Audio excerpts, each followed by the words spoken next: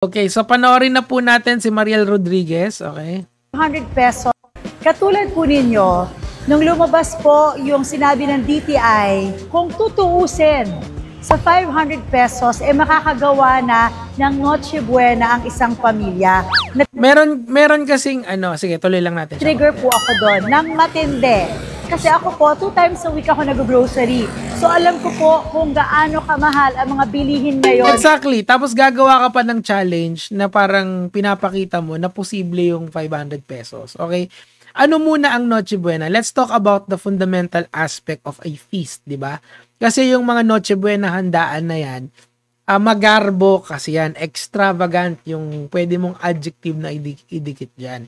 Ibig sabihin, kung magse-celebrate ka ng gusto mo ng maraming handa, hindi lang 500 dapat yung budget mo. Kasi sa 500, parang kumain ka lang sa labas niyan, di ba? Kasi halimbawa, kung may 500 lang yung budget mo, tapos gusto mong medyo mas may konting ease ka na gagawin, edi kumain na lang kayo sa labas ng pamilya mo, di ba? Kaso, ano bang mabibili mo ngayon sa 500 na pang feast yung dating, di ba? Hindi posible yon sa panahon ngayon because of so many things, not only because the prices are high, marami pang factors yan. Now, ang hindi ko lang gusto kasi dito sa video na to, kung sino yung nagsasalita, number one. Kasi kung normal na vlogger yan, magigets mo, di ba? And pangalawa, kung content lang yan, magigets mo. Actually, may chef na yung challenge niya is kung 500 ba aabot doon sa Noche Buena. Ang naabot naman niya, kaso nga lang hindi daw masarap or walang lasa yung mga pagkain. Yes, marami sila kasi yun in volume marami sila pero yung taste wala namang kwenta, okay? So ngayon, ang idea doon kasi ginagawa kasing content material na lang itong nangyayari sa ating bansa. This is a serious matter. And yung nagsasalita dito is no less than the asawa of the top senator ng 2020. So hindi magandang image or hindi magandang optics na ginagawa mong challenge yung struggles ng iba. Yung para sa'yo, content material lang yan, pero sa mga kababayan natin, these are the reality that they are facing. Doon pa lang tapos na dapat yung argumento eh. Doon pa lang dapat inisip nila na it's a bad idea, simulat sa pool pa lang. Now, let's listen in sa kanya. Sabi ko, kahit anong way ko isipin, impossible. Hindi Exactly. kayang gumawa ng Noche Buena feast sa 500 pesos. Exactly. So, bakit ginawa mo pa rin yung content na yan? Alam mo naman sa sarili mo, lahat tayo nag-a-agree na para sa isang feast, hindi yan sapat. Diba? Doon pa lang tapos na yung argumento eh. Now, this is where the sad part is, mga lods. Kasi, dito sa banda rito, mga lods, mamaya na siguro yan. Siguro ang i-highlight ko muna dito yung mga komento nyo. Kasi, kayo, nagigets ko yung hinanakit nyo eh. Ito katulad dito, kawawa talaga Pilipino, ginagawa pang challenge yung ganito. We deserve better. Kaya nga, kasi realidad sa isang, sa realidad kasi to ng masang Pilipino. Yung eto lang yung kaya nila. So, nakikita natin yung mga tao na nakaupo, yung mga tao na nasa taas, ganyan yung ginagawa. Napaka-insensitive niyan, mga lods. I think mas masaya ang Pasko kapag wala na si Robin sa Senado. I totally agree. Ayan, in Mariel hands, Noche Buena merienda. Kasi nga, ano bang mabibili mo sa 500 pesos ngayon? Dumagdag ka pa sa stress ng mga nanay. Whole family dapat ang kakain. Bakit ikaw lang? Eto, nakakahampas lupa naman yan. We deserve better. So, ang ginawa niya dito, ginrocery niya, kinumpute niya. Ginawa niyang vlogger challenge kasi. Now, wala namang masamang gumawa ng content. Totoo lang, karapatan niya naman yan. And as a citizen, okay lang. Pero again, you are not just a normal citizen. Mariel Rodriguez, number 1, is a public figure kasi artista siya. Number 2 is, yung asawa niya is a public figure and a public official. Bakit? Robin Padilla ay senador.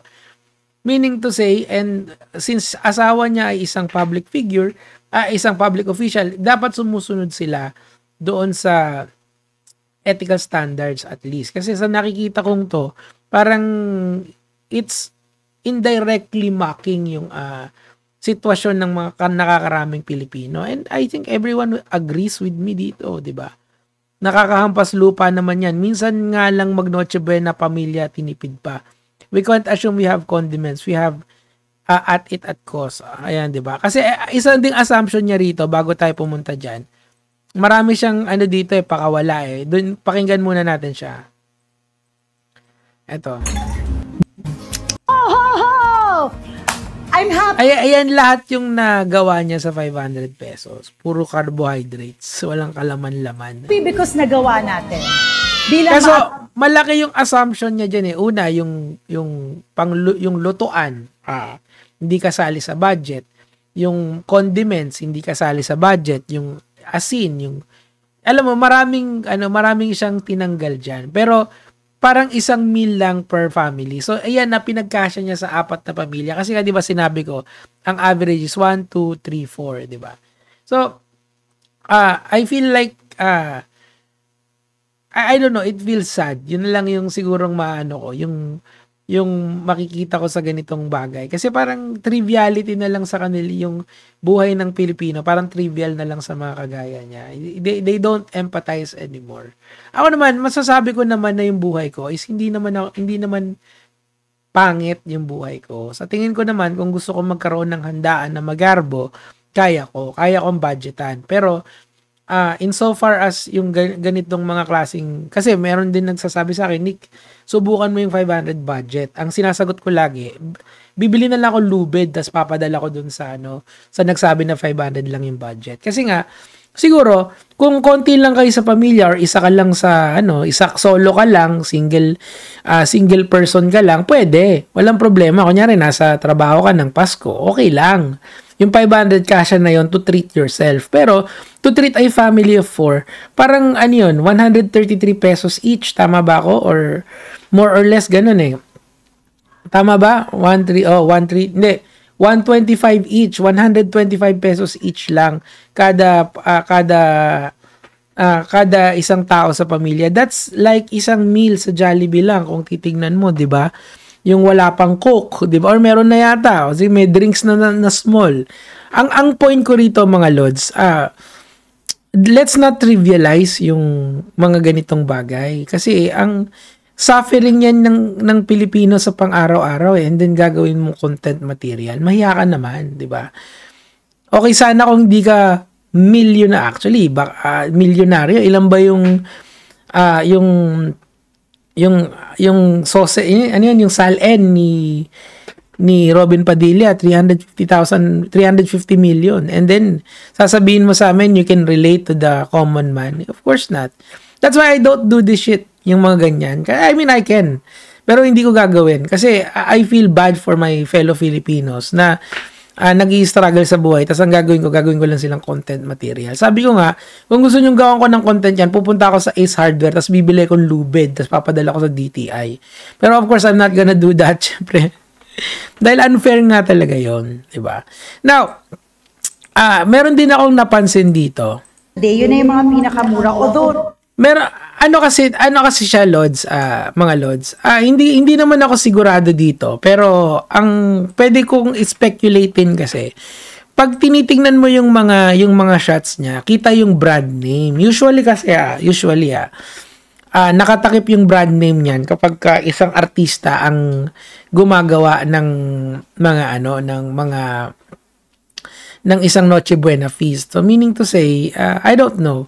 Kasi pag sinabi mong ketchup na mura, pwede na yon, 'di ba? Sila na maghahanap noon. Kaso kasi ito, pag tinignan mo, mayonnaise na mura, may mga brand name. Kasi usually ganyan, may brand deal yan kapag fini-feature ka sa isang artista na vlog. Kasi artista naman kasi itong si Mariel Rodriguez. Pero I'm not sure, hindi ko sinasabi na may brand deal siya dyan. Pero it's just weird na merong kitang-kita mo front and center yung mga pangalan ng brands na yan. Not saying din na mali sila. I'm just saying na yung mga ganitong challenge is insensitive to the needs of the Filipinos. Okay? Yun yung point, yun yung pinaka-point ko rito. Now, let's read some of the people na nag-comment dito. Minsan, you're so out of touch. Exactly, yun nga yun eh. Mayaman na tulad Mariel, hindi na nakakaunawa. Pero yung mga mahihirap, nakakaawa kasi alam nila na hindi talaga kasya. Exactly. Again, uulit-ulitin ko yan, yung challenge sa iyo, realidad ng ibang buhay, ng ibang tao. Ayan, we cannot assume we have condiments, we have to add its cost. Diba? Kasi nga, ang ginawa dyan ni Mariel, yung salt, pepper, yung mga pang asukal, lahat yon hindi niya na kasama sa costing niya. So, lumalabas, parang libre yon. Isang bisis lang magpasko sa isang tapon at tinipid pa. Yan, exactly. Kasi nga, feast ang Pasko. Why do we have to entertain this foolishness of this present government? Exactly. That's my point eh. Kasi nga, hindi siya dapat tinitrivialized. We should condemn this, di ba? Yun yung pino-point out ko rito. Kasi hindi trivial yung kahirapan. It's something na pinagdadaanan ng bawat isang Pilipino. And napakahirap nun na I cannot just imagine na wala kang matulugan, tapos yung Noche Buena mo, pagpapaliban mo muna. Tapos here are people na eto, I want to challenge the rich people and our government officials who keep on gaslighting Filipinos that 500 pesos is enough for Noche Buena. Yan lang po ang gastusin nyo sa Noche Buena ninyong Pasko. Exactly. Or wag kayong mag Noche Buena. Of course not. Yung mga nakakataas sa atin, they are always going to celebrate with all the resources that they have. And us, na dito sa baba, wala. Manonood lang tayo. Ganun talaga yon. I am closer to each of you than I am to Mariel Rodriguez. So, I understand the plight na pinagdadaanan nyo.